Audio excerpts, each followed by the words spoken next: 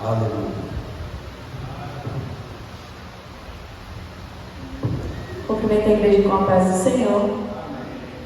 Glória a Deus.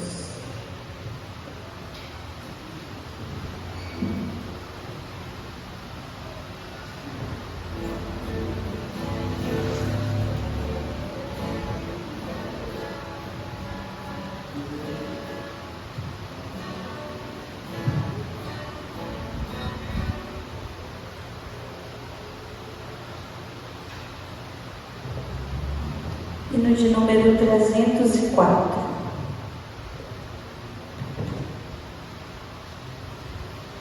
Glória a Deus.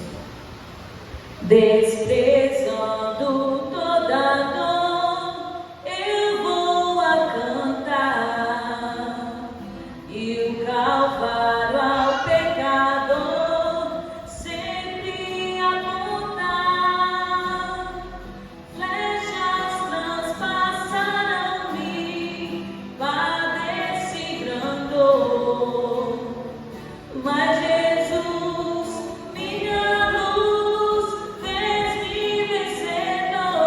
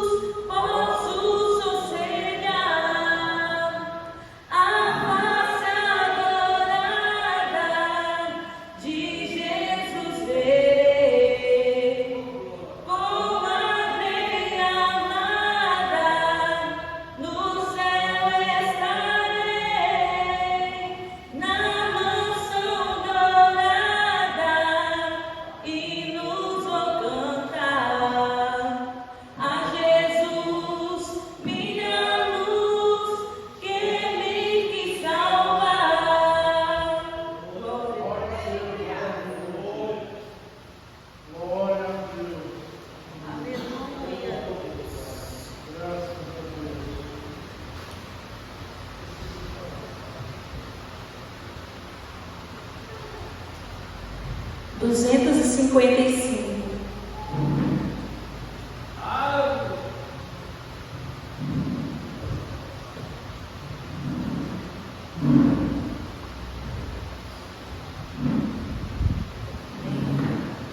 Na cruz morrendo, meu Redentor, minhas maldades todas levou. Se o recebes, tem seu amor, pois teus pecados Jesus perdoou. Quando Deus o sangue viu, que Jesus já verteu, passará sem te ferir. No Egito assim sucedeu. Deus quer salvar ao vil malfeitor, como promete, sempre fará. Nele confia, ó pecador, e pela fé vida nova terás. Quando Deus o sangue vir, que Jesus já verteu, passará sem te ferir. No Egito assim sucedeu. Breve se finda a tua luz, e no juízo tu vais entrar. Não te detenhas, venha Jesus, que teus pecados deseja pagar. Quando Deus o sangue vir, que Jesus já verteu, passará sem te ferir. No Egito assim sucedeu. Que maravilha, que grande amor, se hoje creres, salvo serás. Cristo te chama, vem pecador, e gozo eterno no céu fluirá. Quando Deus o sangue vir, que Jesus já verteu, passará sem te ferir. No Egito assim sucedeu. Amém.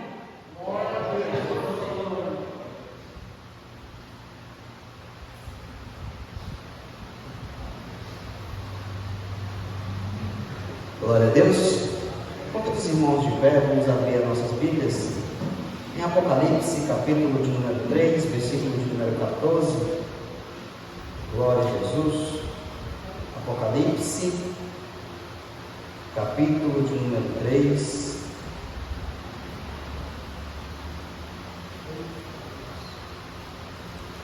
versículo de número 14.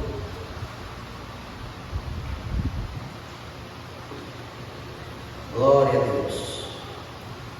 Diz assim a palavra do Senhor: ao anjo da igreja em Laodiceia escreve: estas coisas diz o Amém, o testemunho fiel e verdadeira, o princípio da criação de Deus.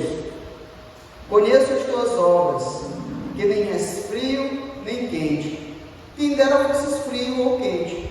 Assim, porque és morno e não és quente nem frio, estou a ponto de vomitar-te da minha boca. Pois dizes: estou rico e abastado, e não preciso de coisa alguma, e não sabes que tu és um infeliz, sim, miserável, pobre, cego e nu.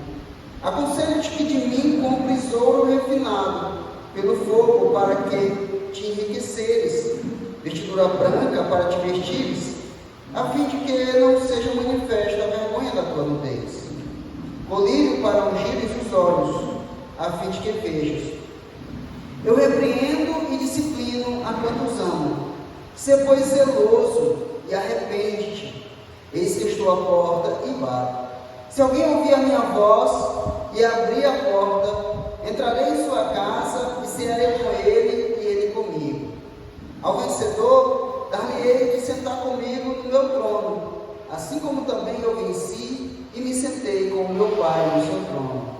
Quem tem ouvidos, ouça o que o Espírito diz às igrejas. Amém? Os irmãos podem sentar. Mantenham as suas Bíblias abertas e vamos estar estudando a Palavra de Deus.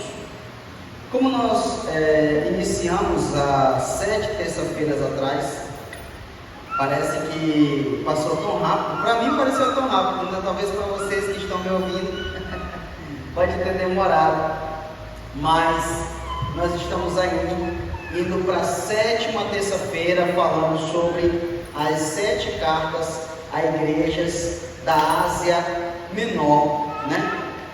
E nós vamos falar hoje da última carta à igreja de Laodiceia. Ao contrário das outras igrejas, que sempre recebiam, algumas só recebiam elogios, algumas elogios e críticas, e esta é a carta que só recebe crítica.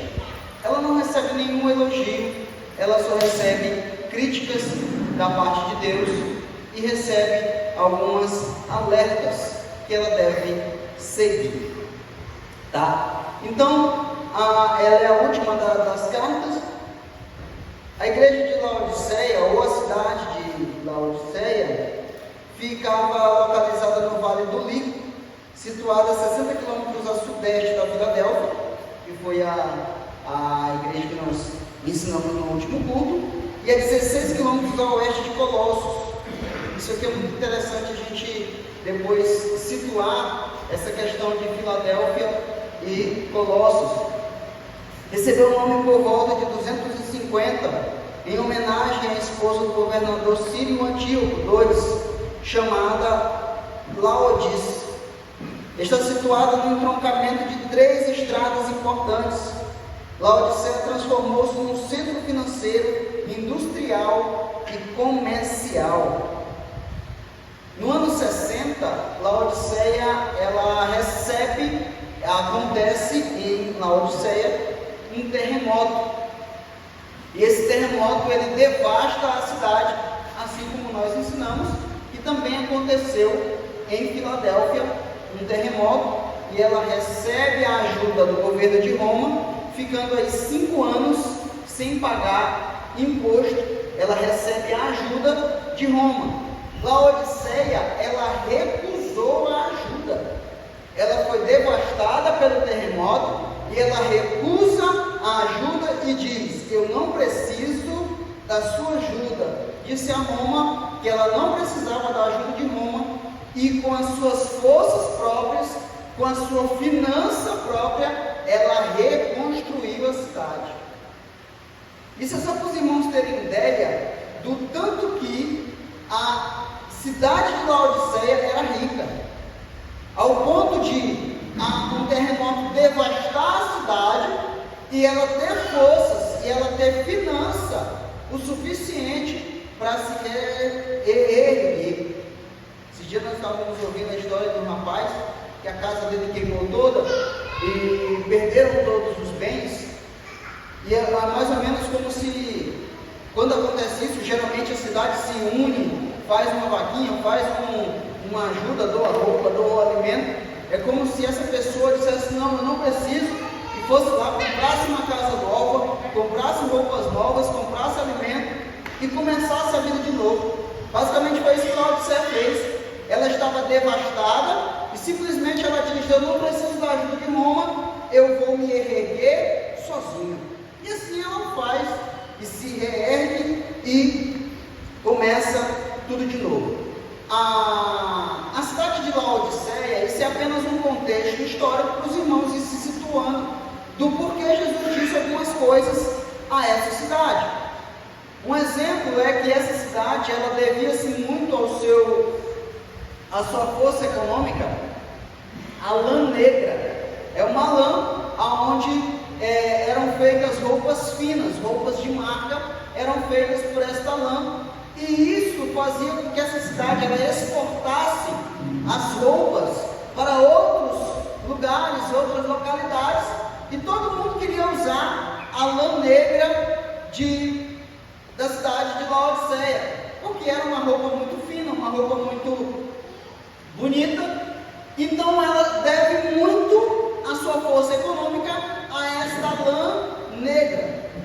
E em segundo lugar, lá em Laodiceia tinha uma faculdade ou uma escola de medicina, e lá se fabricava com um pó. Esse pó era o pó frígio. Esse pó do frígio fabricava-se um colírio para os olhos. E esse colírio, ele era conhecido porque ele curava as inflamações dos olhos e até de algum tipo de cegueira. Algumas pessoas estavam sendo curadas de inflamações nos olhos, inflamações oculares, com esse colírio fabricado na cidade de Laodiceia. E isso fez com que muitas pessoas viessem a Laodiceia para comprar esse colírio. E isso aqui é muito importante, porque lá na frente Jesus Cristo vai falar com essa cidade e vai nos trazer à memória essa questão do colírio que era vendido e fabricado naquela cidade, tá? Então é um contexto histórico para os irmãos irem se adaptando com o que Jesus vai dizer a esta igreja. No começo aí, no capítulo 14, ele diz: ao anjo da igreja que em Laodiceia escreve: estas coisas diz o Amém. Quando ele diz o Amém, a testemunha fiel e verdadeira, ele também fala isso à igreja, a outras igrejas, e ele fala sobre uma testemunha fiel, sobre uma testemunha verdadeira, e ele diz: estas coisas diz o Amém. Amém significa verdadeiramente, ou assim seja. Era quando alguém falava algo e queria confirmar, ele dizia amém. Ou seja, é um selo de verdade, é um selo de que é verdade o que falou, é verdadeiro e é fiel. Então o termo amém e testemunha fiel e verdadeira, eles se completam. Então aí nós vemos que assim diz o amém, ele está dizendo, assim diz o verdadeiro Deus, assim diz o verdadeiro Deus fiel e verdadeiro, assim diz o amém. Por isso Jesus se autoproclama o amém. A palavra amém, ela é dita por Jesus Cristo 13 vezes em Marcos, 31 vezes em Mateus, 6 vezes em Lucas e 25 vezes o amém duplos é dito em João. De tanto que Jesus usou essa palavra amém, se retratando a si mesmo, ou dizendo eu sou a testemunha fiel e verdadeira. Ele está dizendo eu sou aquele que diz o amém, aquele que diz o assim seja, aquele que declara a verdade. Eu sou o caminho, a verdade e a vida. E se nós formos observar em alguns trechos ali, ele vai estar falando também sobre esse amém. Em segundo lugar, ele começa dizendo assim: o princípio da criação de Deus. Existem muitos que querem negar que Jesus Cristo é Deus, e dizem que Jesus Cristo não pode ser Deus porque ele é um ser criado. A Bíblia nunca diz que Jesus Cristo foi criado, e eles usam este versículo para dizer, não, mas ele disse que ele é o princípio da criação de Deus. Mas não é isso que Jesus está dizendo aqui. O termo aqui do grego é escher. Escher significa origem, princípio. O que ele está dizendo? Ele está dizendo, eu sou a origem de tudo. Eu sou a origem da criação de Deus. Por que Jesus ele não pode ser a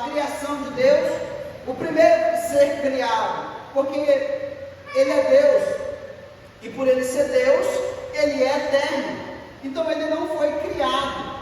Então a Bíblia nos mostra, e alguns dizem, não, mas ele está dizendo aí que ele é o princípio da criação. E para a gente entender, e literalmente quebrar tudo isso, alguém abre para mim em Colossenses, capítulo 1, alguém abre para mim, Colossenses capítulo 1, versículo 15 e versículo 16.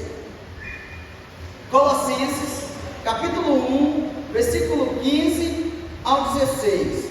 Nós estamos aqui combatendo alguns que dizem que Jesus Cristo não é Deus, porque ele é um ser criado, e eles usam este texto para dizer que Jesus é o princípio da criação de Deus. Então nós vemos ali que o termo grego é acha, que é princípio, que é começo, que é origem, ou seja, origem de todas as coisas. Quem encontrou? Pode ler. O qual é a imagem do Deus invisível, o primogênito de toda a criação. Continua, o 16. Qual é a imagem do Deus invisível, o primogênito de toda a criação? Colossenses 1, 15. Agora 16. Porque nele foram criadas todas as coisas. O que mais? Que há no céu e na terra, visíveis e invisíveis. Seja trono, seja dominação, seja principado, seja potestade, tudo foi criado por ele e para ele. Glória a Deus. Sejam tronos, majestades, dominações, tudo foi criado por ele e para ele. Ou seja, quando alguém chegar e dizer para você assim, mas Jesus não é Deus porque ele é o princípio da criação de Deus. Aí você diz, se você ler esse texto isolado, você vai ter esse entendimento. Mas se você ler Colossenses 1, do 15 ao 16, você vai ver que Jesus Cristo, ele é, esse termo aqui, é dizer que ele é o princípio, o começo, a origem de todas as coisas, porque tudo foi criado por ele, para ele, todas as coisas foram criadas nele. A Bíblia diz, porque nele foram criadas todas as coisas, por isso ele é Deus, princípio da criação. Ele é a fonte de toda a criação, ele é eterno. Aí ele começa a dizer, no 15, quem está com a Bíblia aberta, conheço as tuas obras, nem és frio e nem és quente. Olha aqui, irmão, ele diz, vocês não são frios e vocês não são quentes. O que é isso? É você estar na média. Os alunos da minha época diziam, tu tirou quanto? Eu tirei 6. 6 está na média? Dá para passar? Está na média é você conseguir passar nas escolas, não é isso? Você atingiu a média, ou seja, não é o mínimo e não é o topo, não é I e não é MB. Quem é da época do MB e do I, da letra? Não? Aqui é. MB é muito bom, é regular, e I, que é irregular. Ou seja, ele não é nem pouco e nem muito. Aí você pensa, mas tá bom, tá passando, tá indo. Não, você sabe qual é o termo para quem está na média? Medíocre. Eu vou repetir. Você sabe qual é o termo de quem está na média? O termo usado para quem está na média é medíocre. Se eu perguntar para vocês, quem aí quer ser medíocre? Ninguém vai levantar a mão, porque ninguém quer ser. Ou seja, Jesus Cristo está dizendo, vocês não são nem ruins e nem bons, vocês estão na média. Quem dera vocês fossem frios ou quentes. Mas por que Jesus disse que ainda era fosse frio ou quente? Quem gosta de água fria? Água fria é boa. Quem gosta de água quente? Fazer um café, né? Uma água quente para fazer um café, serve para fazer outras coisas. Você ferve uma água para fazer um leite, ferve uma água para fazer um arroz. Tem gente que é o arroz de tibum, chama, né? Ferve o arroz e joga o arroz dentro. Depois que a água está fervendo, isso é o costume basicamente lá do Maranhão. Mas irmão, Jesus Cristo está dizendo: vocês não são quentes. Por que quente? A água quente, as termais, que quando você vai subindo aqui para a Barra do Garça, Goiânia eu acho que não tem, mas ali em Caldas Novas, tem águas termais, as águas quentes, elas têm um efeito curativo. As águas termas, elas têm um efeito curativo. Ela é boa para a pele, ela é boa para uma coisa, é boa para outra. E Jesus está dizendo: vocês poderiam ser quentes para esquentar, para curar a vida de alguém, mas vocês não são. Vocês não são isso. Vocês poderiam pelo menos ser frios, porque a água fria, ela refresca. Imagina você com calor escaldante e você encontra uma fonte de água fria. Parece que você trocaria uma mina de ouro por uma água fria no meio do deserto. E Jesus está dizendo: vocês não refrescam ninguém, mas vocês também não curam ninguém. Vocês não são quentes e vocês não são frios. Quem dera vocês fossem frios ou vocês fossem quentes. Por que Jesus Cristo está dizendo isso? É porque vocês estão em cima do muro. O que é estar em cima do muro? Eu não me desvio e eu também não sou crente. Pastor, irmão, eu estou em cima do muro. É o que a palavra está dizendo, Jesus Cristo está dizendo. Eu não sou quente e não sou frio. Eu lembro de uma história que é contada de um rapaz que ele está em cima do muro e do lado os anjos estão dizendo para ele, é o sonho que ele conta. Os anjos estão dizendo para ele: vem para o lado daqui, pula para o lado de cá do muro. E os demônios do outro lado estão quietos, estão tranquilos. E os anjos desesperados dizendo para ele: pula para o lado de cá, rapaz, vem para o lado de cá. Aí ele vai e pergunta para os demônios: por que vocês não me chamam para pular para o lado daí? Aí ele diz: porque o muro é nosso. O Deus de lá, ele não aceita coração dividido. Ele quer que todos o sirvam de coração inteiro. Do lado de cá não, pode servir de qualquer jeito. Vocês entenderam? Está na média, ser morno aqui, não é ser quente, não é ser frio, é não estar totalmente na igreja e não estar totalmente no mundo. Você não é do mundo, mas também você não é da igreja. É isso que Deus está falando para a igreja de Laodiceia, dizendo: vocês precisam se decidir. Quem dera vocês fossem frios, que eu mandaria alguém pregar para vocês. Quem dera vocês fossem quentes e estariam esquentando e contagiando os outros do teu lado. Mas vocês não são frios, vocês não estão no mundo, mas vocês também não são quentes, vocês não estão em mim, vocês estão na média. É a palavra que ele está dizendo. Aí ele diz: assim porque és morno e nem és quente, nem frio, estou a ponto de vomitar-te da minha boca. Só para os irmãos entenderem o contexto, como as águas de Laodiceia não prestavam, elas pegavam água de uma cidade chamada Hierápolis. Hierápolis ficava a 10 quilômetros de distância de Laodiceia. Quando as águas vinham por um aqueduto, chegavam em Laodiceia, as águas estavam mornas. As águas saíam de lá quentes e chegavam em Laodiceia morno. E quem bebia da água sentia ânsia de vômito em Laodiceia. E Deus está usando o contexto da cidade, Jesus está usando o contexto da cidade para dizer para eles: vocês são igual à água que vocês bebem. Vocês são iguais à água que vocês bebem.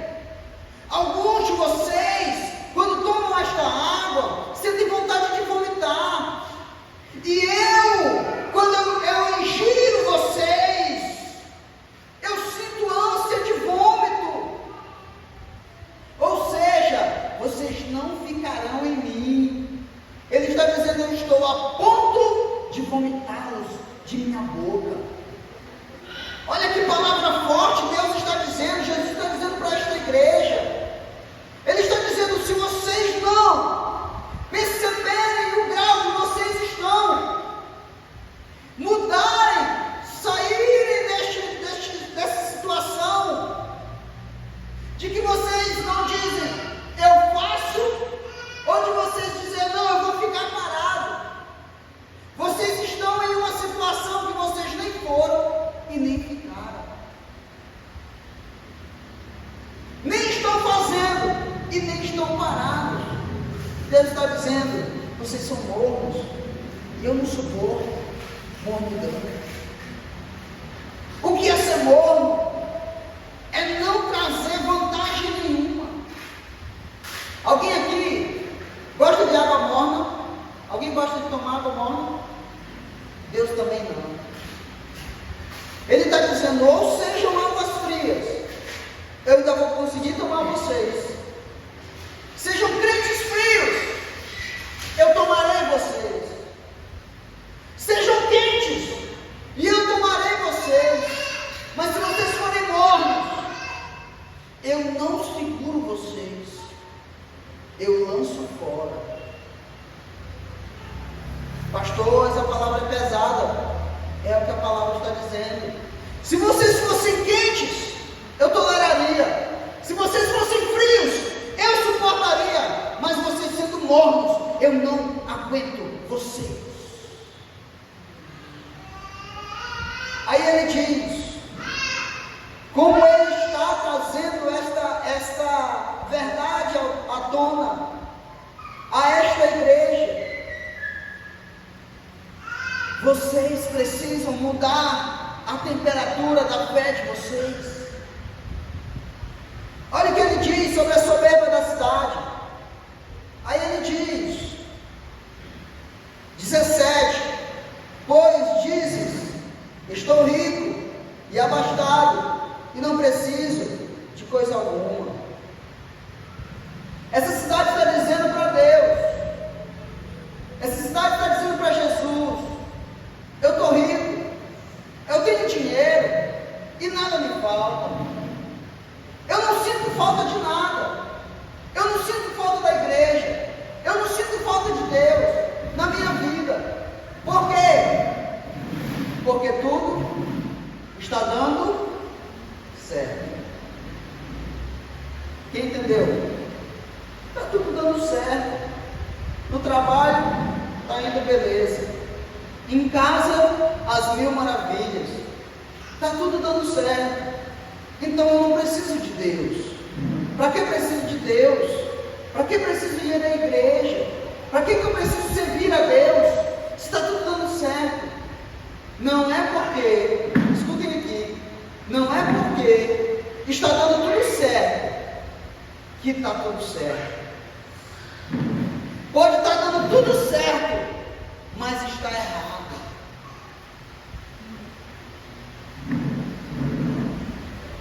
Pode estar dando tudo certo, mas está errado. Não é porque está dando tudo certo, não é porque as finanças estão indo bem, não é porque em casa está indo bem, que você está indo bem diante de Deus. E o povo está dizendo, e alguns com a teoria da prosperidade, eles dizem: se você estiver bem financeiramente, é porque você está sendo fiel a Deus. Se a crise chegou na tua casa, é porque você é infiel a Deus. E não é isso que Deus diz, e não é isso que a palavra diz. A palavra diz que aquela igreja era uma igreja rica, era uma cidade onde tinha dinheiro, onde eles não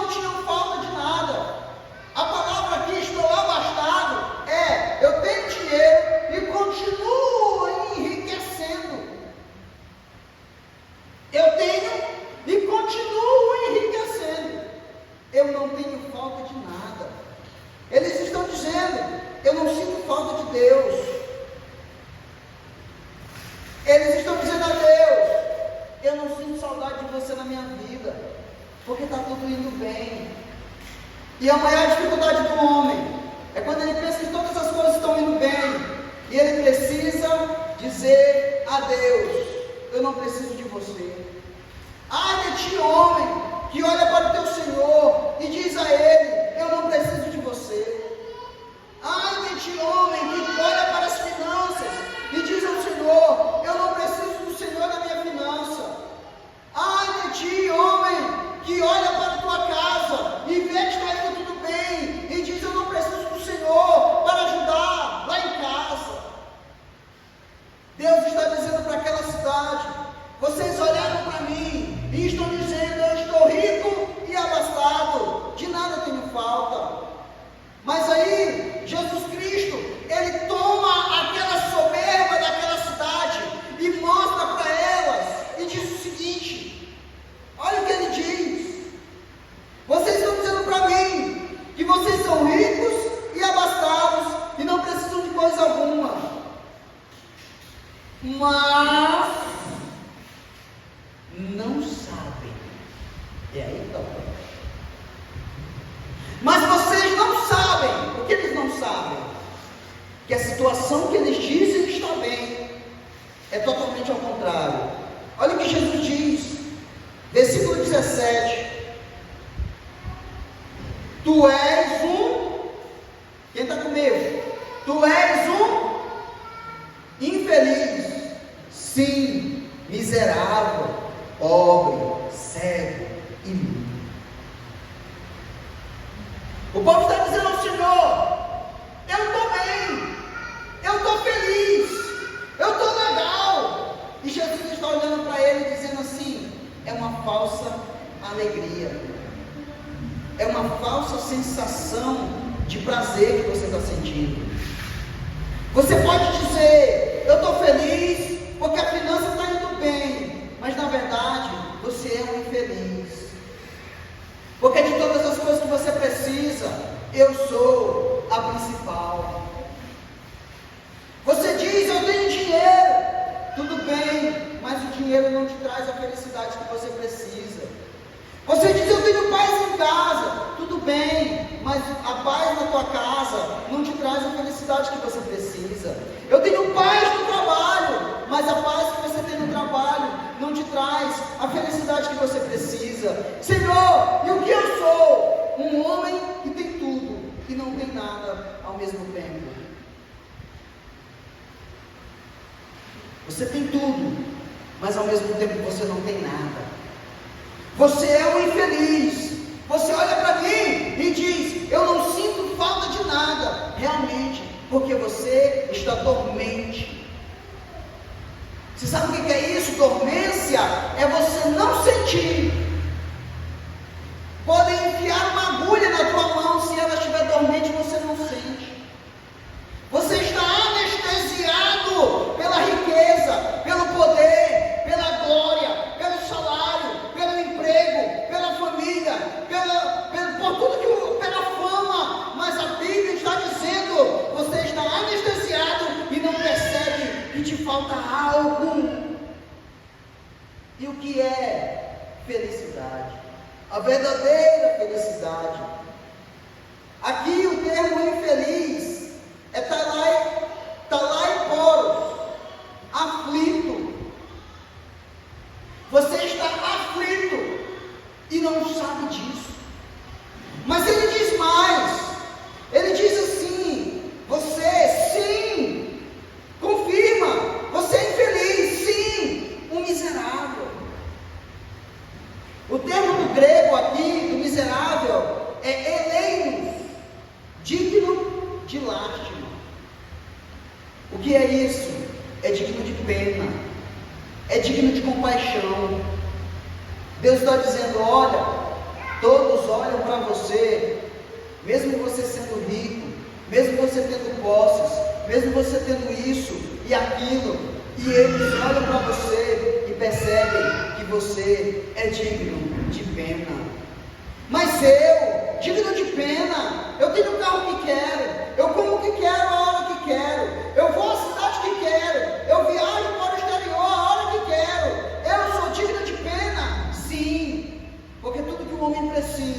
o dinheiro não compra.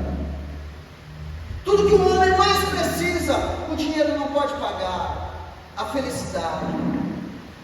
Você pode preencher os vazios do teu dia e passar o dia inteiro gastando e gozando do que o dinheiro pode comprar, mas você sempre vai ter uma cama e um travesseiro para voltar aonde as lágrimas chegarão e derramarão em cima do teu travesseiro. Você é digno de pena. Por quê? Porque você tem, você compra, você gasta, você faz e acontece, porém não tem felicidade. Jesus Cristo está dizendo: sim, você é um infeliz, sim, você é um miserável. Irmãos, ele diz mais: vocês são pobres. Mas pastor, como Jesus chama uma cidade que ela mesma se recupera de um terremoto, de um desastre natural, e ela mesma se recupera com as suas finanças, e Jesus olha para eles e diz: vocês são pobres. Pobreza aqui é você ter aqui. Olha o que Jesus diz em Mateus capítulo 5, versículo 3. Ele diz assim: bem-aventurados os pobres de espírito. Por quê? Porque deles é o reino dos céus. O que Deus está dizendo com isso? Jesus está dizendo assim: olha, vocês são pobres aqui, mas lá no céu tem um reino preparado. Vocês estão sofrendo aqui, mas lá no céu eu tenho um reino para vocês. E reino fala de riqueza, reino fala de poder. E ele está dizendo: olha, vocês, Laodiceia, são ricos aqui, mas lá no céu vocês não têm posse nenhuma. O que Deus está dizendo a essa igreja? Está dizendo: olha, você aqui pode ir para onde você quiser, porque você tem dinheiro, mas lá no céu você não pode entrar, porque a tua riqueza não compra e não paga a tua entrada no céu. Por isso você é pobre. Por isso você é pobre, porque o teu dinheiro é insuficiente para reservar a você um lugar lá no céu. Não é possível. Por isso você é pobre. Mas ele diz mais. Ele diz: você é cego. O termo no grego é tupolos. Tupolos significa mentalmente cego.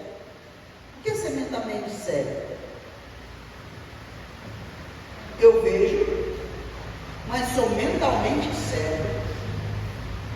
O que é isso? É uma cegueira espiritual.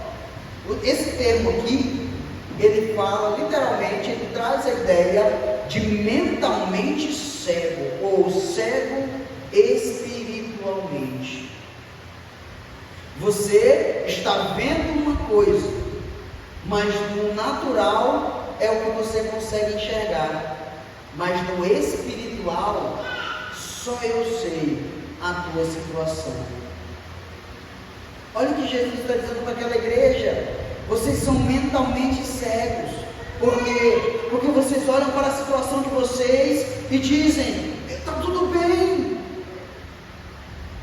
Mas eu olho para você e digo: não está nada bem, tem coisa errada. Irmão, quando você começa a orar, quando você começa a jejuar, quando você começa a levantar pelas madrugadas, quando você começa a buscar a Deus, você começa a perceber tanta coisa errada que tinha na tua vida e que antes você não percebia.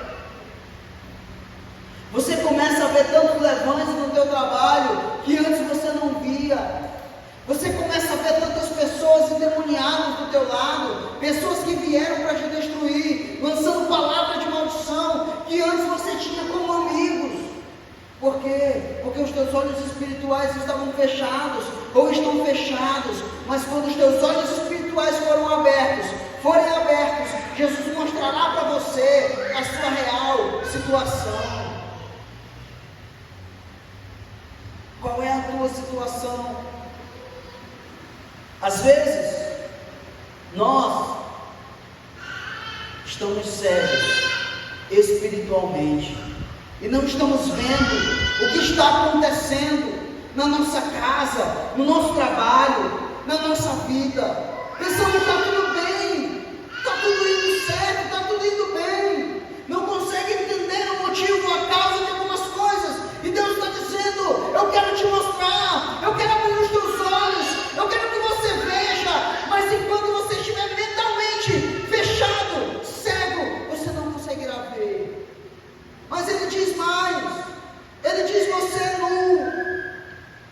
Irmão, quando Ele fala da cegueira, mentalmente cego, Ele está dizendo: o coleiro que vocês tanto se gabam na cidade, o coleiro que vocês dizem que é a riqueza da cidade, não é capaz de limpar os olhos de vocês, porque o colírio, ele limpa apenas o natural,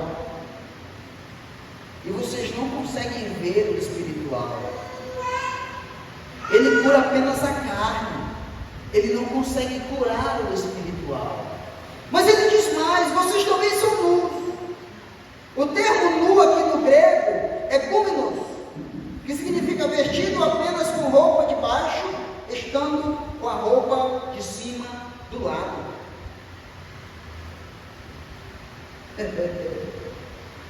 Quem entendeu? Tem roupa, mas está nu. O termo nu aqui é literalmente, ele traz a ideia de estar vestido apenas com roupa de baixo, estando com a roupa do lado. Tem roupa, mas está nu. O que a Bíblia está dizendo com isso? O que Jesus está dizendo para aquela igreja? Ele está dizendo: olha, vocês se gabam tanto da lã negra, vocês se gabam tanto que nessa cidade, a fortuna da cidade é a vestimenta fina, é a roupa fina que vocês compram na cidade a hora que vocês quiserem, e que é exportada, e todo rei, todo patrão quer usar a roupa que vocês fabricam, toda a corte quer usar a roupa que vocês fabricam, e vocês dizem: aqui tem em abundância. Aqui tem abundância, porém, vocês estão vestidos com roupas caras, mas vocês estão nus. O que é isso? É mostrar a sua vergonha. Ele está dizendo: olha, vocês estão com a vergonha de fora, a vergonha de vocês está exposta, vocês estão nus diante de mim. Olha Adão e Eva, irmão. Adão e Eva viviam bem no paraíso, até que comeram o fruto da árvore da vida, da árvore do bem e do mal. Eles comeram o fruto da árvore do bem e do mal, e logo eles perceberam que estavam nus. Eles tiveram ciência da sua vergonha. O termo aqui está dizendo: vocês estão em vergonha. O que é vergonha? Pecado. Ele está dizendo para aquela igreja: vocês estão em pecado. Olha o que ele diz mais, ele dá conselhos para a restauração. Vamos para o 18.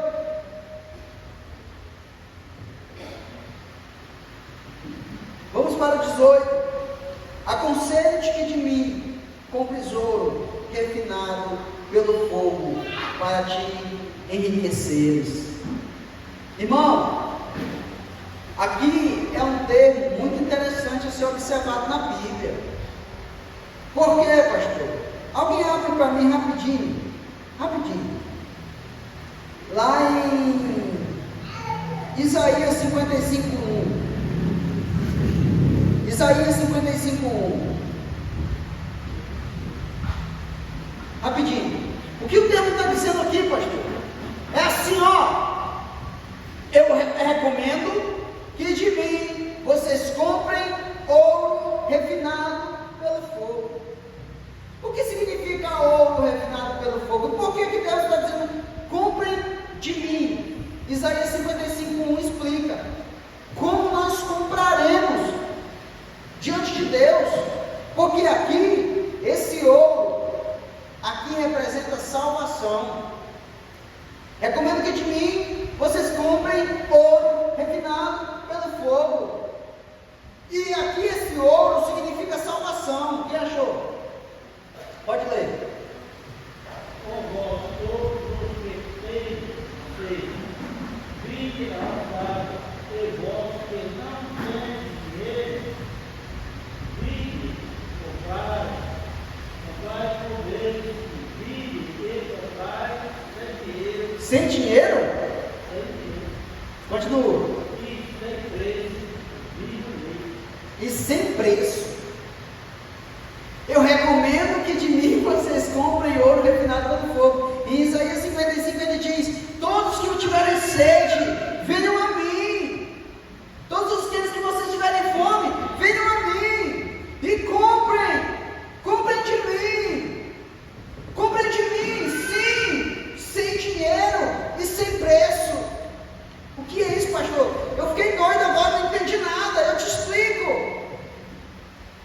Você tinha uma dívida impagável. Você não conseguia pagar a sua dívida. Tem uma mensagem que eu falo sobre a Arca da Aliança. A Arca da Aliança é feita de madeira de acácia. A madeira mais dura, mais difícil de se trabalhar, representa a nossa natureza humana. Mas aí Deus diz, betuma de ouro. E vai e betuma de ouro. O ouro ali significa Jesus Cristo morrendo na cruz do Calvário e te purificando, te cobrindo com a sua graça, com a sua salvação. Ele está dizendo, ei, vocês não tinham condições, vocês não tinham dinheiro suficiente. Eu recomendo que de mim vocês comprem ouro refinado pelo fogo, ou seja, se acheguem a mim. Não precisa de dinheiro, não tem preço, é de graça, é pela graça, é misericórdia, é favor imerecido. Eu darei a vocês, venham a mim e comprem de mim sem dinheiro e sem preço, ou seja, eu darei a vocês de graça. A salvação, irmãos, está às portas abertas, dizendo, entrem, todos aqueles que vierem a mim, de maneira nenhuma eu lançarei fora. Ele está dizendo, comprem de mim, ouro refinado pelo fogo, ou seja, aquele pão que foi moído, aquela uva que foi amassada, o ouro que foi derretido para ser passado pelo fogo. Comprem de mim, se acheguem a mim, se acheguem à cruz de Cristo e Ele salvará vocês. Ele está dizendo para aquela igreja, vocês se dizem ricos, vocês se dizem ter posses, mas no céu não se entra, porque é rico, porque tem poder, porque tem fama. Não, comprem de mim sem preço, e eu darei a vocês. Aleluia. Ouro aqui significa salvação. Indo mais para frente ele diz, para que vocês sejam ricos, para que vocês sejam ricos. Volta em Mateus capítulo 5, versículo 3, que diz, bem-aventurados aqueles que são pobres de espírito, porque dele é o reino dos céus. Eu volto lá por quê? Porque ele está dizendo, ei, vocês que são pobres aqui, vocês que entendem o chamado aqui, vocês que entendem o projeto aqui, as portas do céu estarão abertas para vocês. São pobres aqui, mas lá vocês têm riqueza. Por quê? Porque vocês foram provados pelo fogo. Aleluia. Vocês vieram a mim, eu recebi vocês, e havia um valor que pudesse pagar. Por isso em João 3,16 diz: porque Deus amou o mundo de tal maneira. O termo tal aqui, irmão, é um artigo indefinido, não tem definição para o termo tal.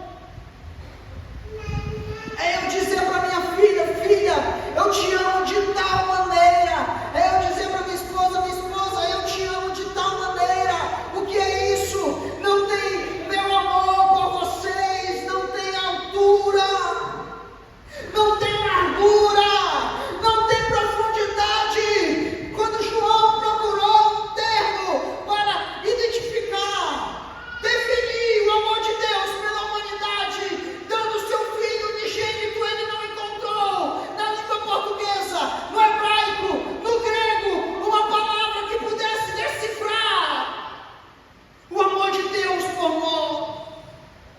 E ele disse: ele nos amou de uma tal forma que eu não consigo explicar. Ele está dizendo: se acheguem a mim, porque vocês serão ricos de verdade. Mas ele continua, ele diz: comprem também outra coisa. Primeiro, ouro refinado pelo fogo. Segundo, vestiduras brancas para te vestir. Primeiro, ouro para que vocês sejam ricos no céu. Em segundo lugar, vestiduras brancas para te vestires. Vestidura branca significa santidade. Vestidura branca significa santidade. Lembra que Jesus disse a eles: vocês são luz.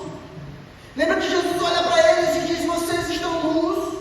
Diante de mim vocês estão sem roupa. Diante de mim a vergonha de vocês está aparecendo. Diante de mim vocês estão em pecados. Eu recomendo que vocês comprem roupas brancas. O que é isso? Se santifiquem. Sejam santos, porque eu sou santo. Ele está dizendo: comprem de mim vestiduras brancas.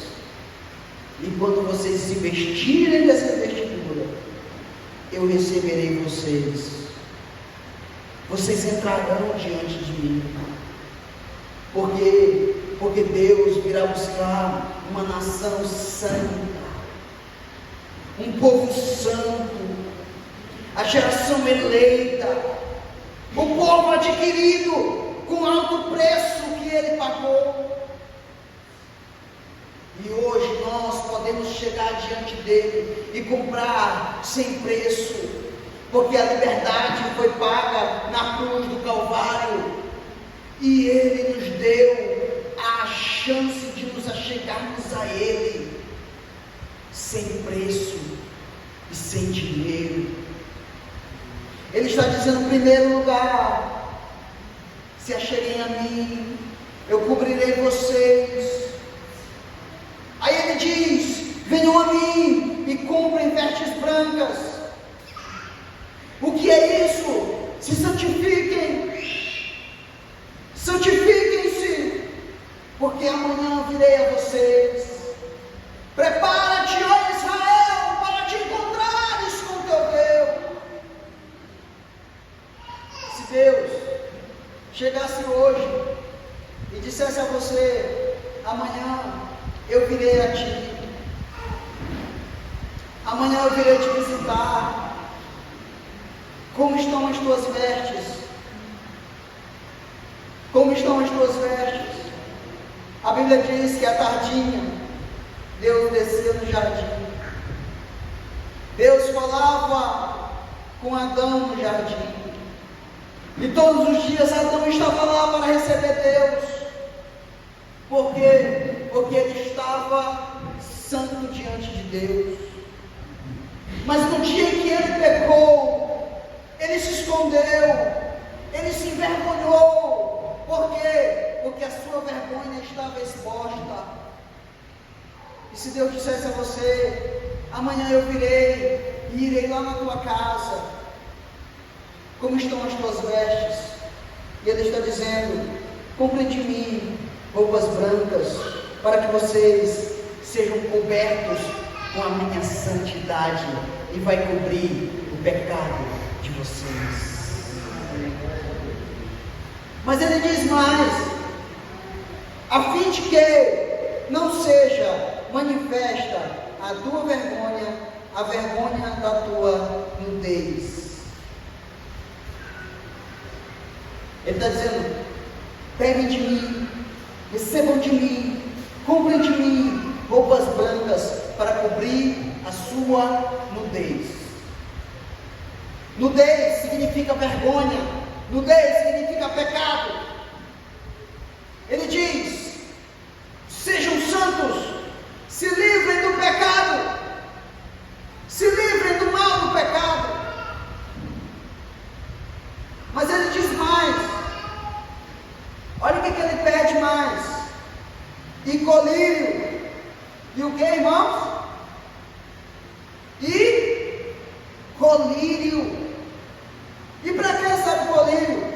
Para ungires os olhos, a fim de que veja. Meu Deus, o termo lá era cegueira espiritual, cegueira mental, não era cegueira natural. Aí ele diz: ei, vinde a mim, comprai de mim, vocês têm um colírio de vocês, vocês têm um colírio feito do pó do frígio, porém, esse colírio só serve para a carne, ele não serve para os olhos espirituais, mas eu quero dar a vocês um colírio de verdade. E por que ele quer? Ele quer que você veja. Pastor, ele quer que eu veja? Sim, ele quer que você veja. Ele quer que você veja a pessoa que se aproximou de você só para te afastar da igreja. Ele quer que você veja aquelas pessoas que estão do teu lado e se dizem amigos, mas não são. Ele quer que você veja o lobo que está vestido de ovelha. Ele quer que você veja a mentira. Ele quer que você veja a traição. Ele quer que você veja a corrupção. Ele quer que você veja o pecado. Ele quer que você veja onde você está falhando. Ele quer que você veja onde você caiu. Ei, ele está dizendo: eu quero abrir os teus olhos para que você veja em que situação você está. Adão, aonde estás, Adão? Senhor, eu estou escondido. Mas por que, Adão, tu está escondido? É porque eu estou nu. Adão teve ciência do pecado. Adão teve consciência da sua situação. O que é isso, irmãos? É Deus dizendo para aquela igreja de Laodiceia: eu quero abrir os olhos de vocês para que vocês entendam a situação que vocês estão. Mas pastor, está indo tudo bem lá no trabalho, mas eu quero abrir os teus olhos para que você veja. Pastor, a finança está indo bem, eu quero que você abra os olhos para que você compreenda. Mas pastor, é meu amigo, eu quero que você abra o olho para que perceba que não é. O que Deus está dizendo para aquela igreja: eu quero que vocês entendam e vejam o que eu vejo. Eu quero que vocês vejam a sua situação da forma que eu vejo. Eu quero que vocês olhem para vocês do jeito que eu olho. Irmãos, eu costumo dizer que o profeta mais sofrido da Bíblia foi Jeremias. Jeremias, pastor, sim. A Bíblia diz que Deus manda Jeremias enterrar uma capa. Jeremias enterra a capa. E depois de alguns dias Deus diz: vai lá e pega a capa e coloca sobre os seus ombros. Aí Jeremias vai lá, desenterra a capa e coloca sobre os ombros. Aí Jeremias começa a dizer a Deus: Deus, mas está fedendo. Está fedendo, tá? Pois que eu quero que você sinta é o que eu estou sentindo aqui em cima. Eu quero que você, como meu profeta, entenda a situação que o povo está do jeito que eu entendo. Eu quero que você veja a situação do povo do jeito que eu vejo. Eu quero que você sinta na pele. Eu quero que você, o seu nariz sinta o aroma fétido que está chegando aqui do céu pelo pecado do meu povo. Eu quero que vocês entendam. Eu quero que vocês vejam. Deus chama o seu profeta e diz: olha, vai numa casa, num prostíbulo. Vai lá no prostíbulo. Encontra uma prostituta e te casa com ela. E o profeta foi, casou-se com ela. Tempos depois ela volta para o prostíbulo de novo. E vocês estão entendendo, pergunta a Deus: mas por que, Deus? O Senhor me manda casar com uma prostituta. E Ele diz: eu quero que tu sinta na pele o que eu sinto desse povo ingrato que eu fiz tudo por eles.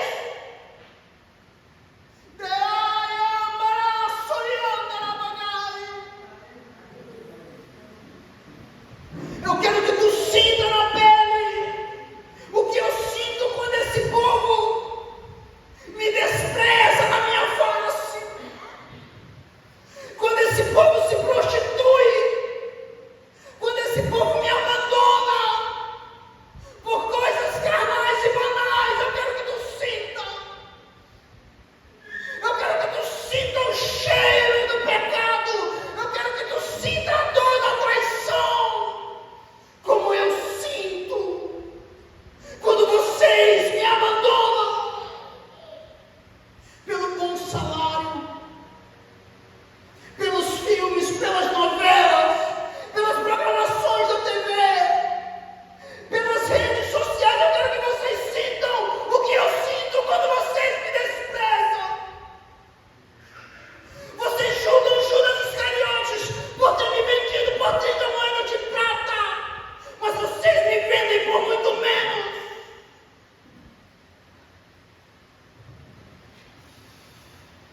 Ei, Anamadara, Suriandara, Bagaia, Mandobre, Abaciori, Amambanas. Ele diz: meu profeta, eu quero que tu sinta o que eu sinto. Eu quero que tu sinta a dor que eu sinto quando o meu povo me despreza na minha face. Quando o meu povo pode me buscar e não me busca. Quando o meu povo é igual uma prostituta que se vende por preços baratos. Quando o meu povo está como uma capa fedida e eu tenho que suportar eles dentro da minha casa. Quando eles estão escondidos no meio da igreja, fingindo ser santos, e eu sei o que eles não são. Quando eles abrem a boca dizendo: a minha boca te louva, e eu conheço o coração deles, e eu sei que eles mentem a mim. Eu quero que vocês sintam o que eu sinto. Eu quero que vocês vejam o que eu vejo. Ele está dizendo: comprem de mim colírio.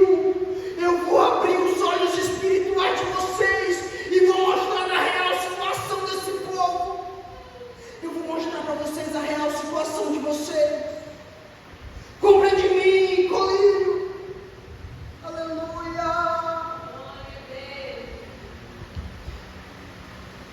Aí ele diz: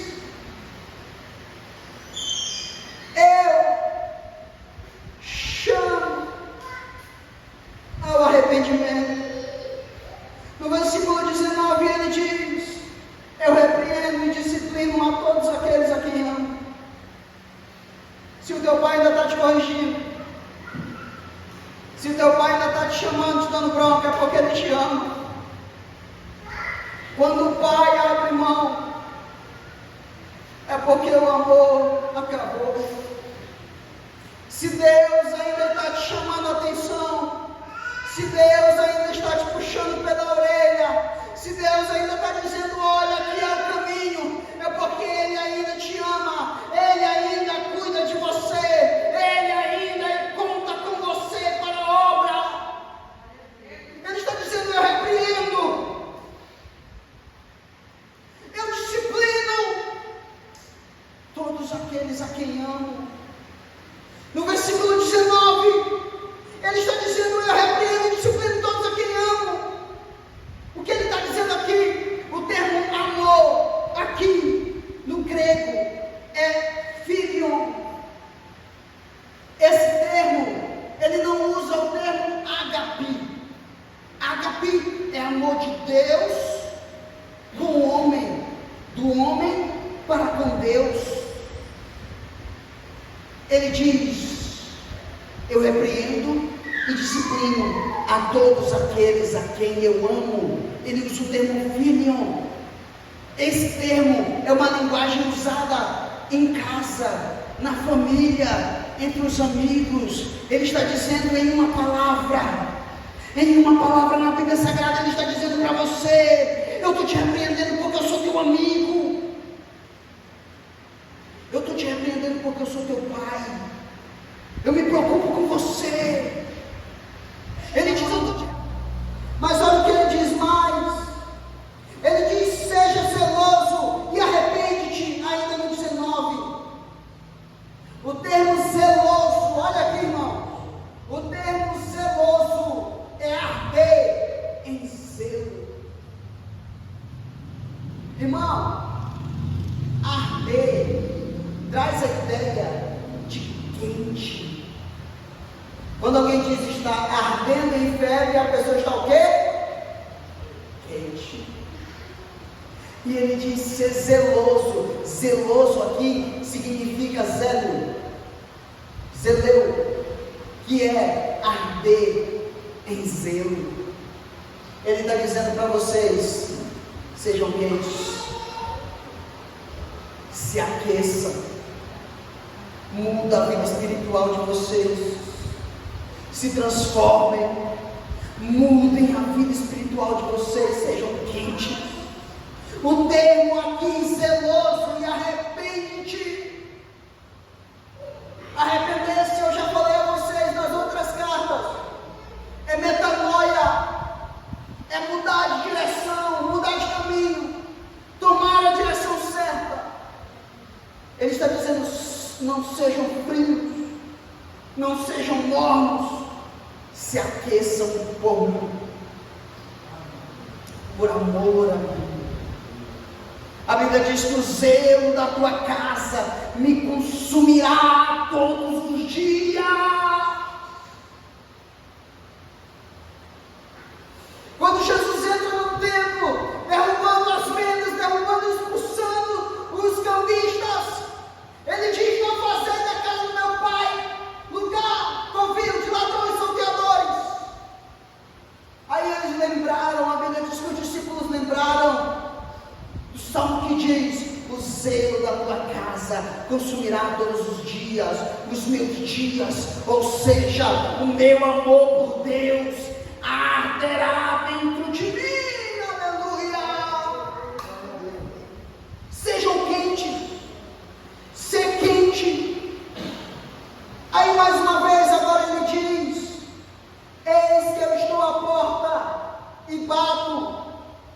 Se alguém ouvir a minha voz, abrir a porta, entrarei em sua casa, cearei com ele e ele comigo.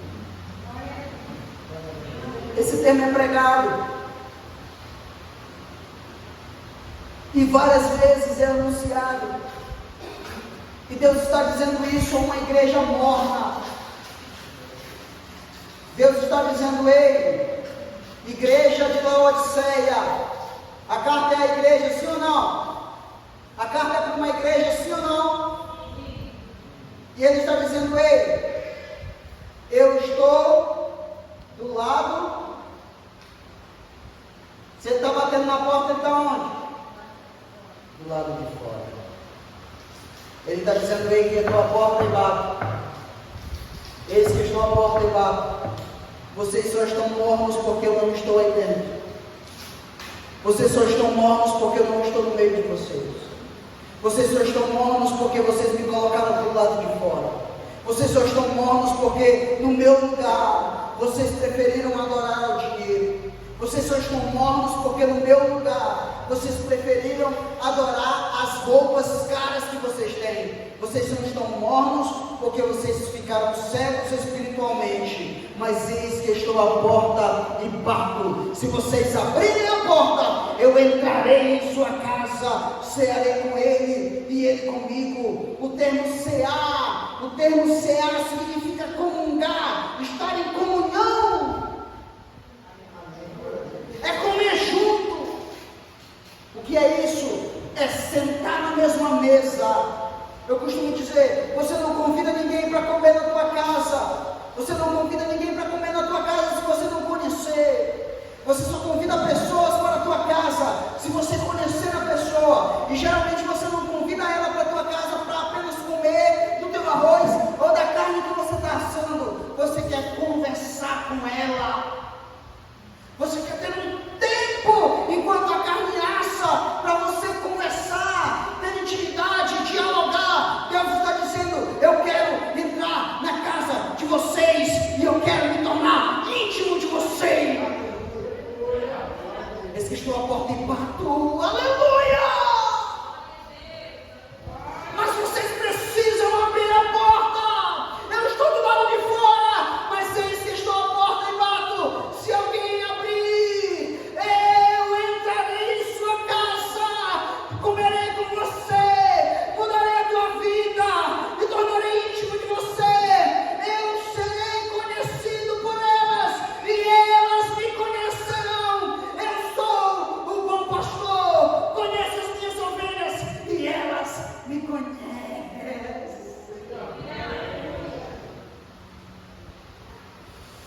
João 10, ele está dizendo que ele é o bom pastor, ele conhece a voz das suas ovelhas e as suas ovelhas conhecem a sua voz. Mas como nós faremos isso? Somente na mesa da comunhão. Somente na mesa da comunhão é que nós conseguiremos nos aproximar, nos achegar a Deus. Ao que vencer, farei com que vocês se sentem comigo no trono de meu Pai, assim como eu também venci e me sentei com meu Pai no seu trono. Ele está dizendo, eu tenho uma promessa viva para vocês, eu tenho uma promessa contínua para vocês. Continuem evoluindo, continuem mudando, continuem se santificando. O termo zeloso aqui é dar a ideia de continuidade. Continuem se esforçando, continuem se santificando, continuem ardendo por mim, e eu honrarei vocês naquele dia. Se coloquem de pé, já estou encerrando. Eu quero orar por você.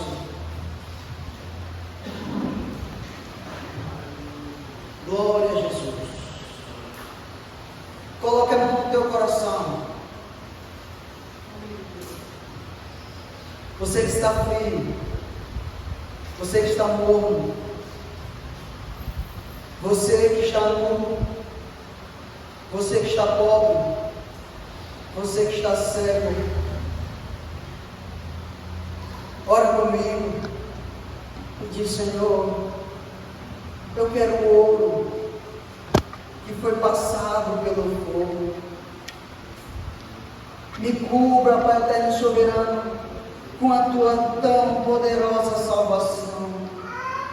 Senhor, eu estou nu e eu preciso das vestes brancas, Pai. Me veste, Pai. Cubra a minha vergonha,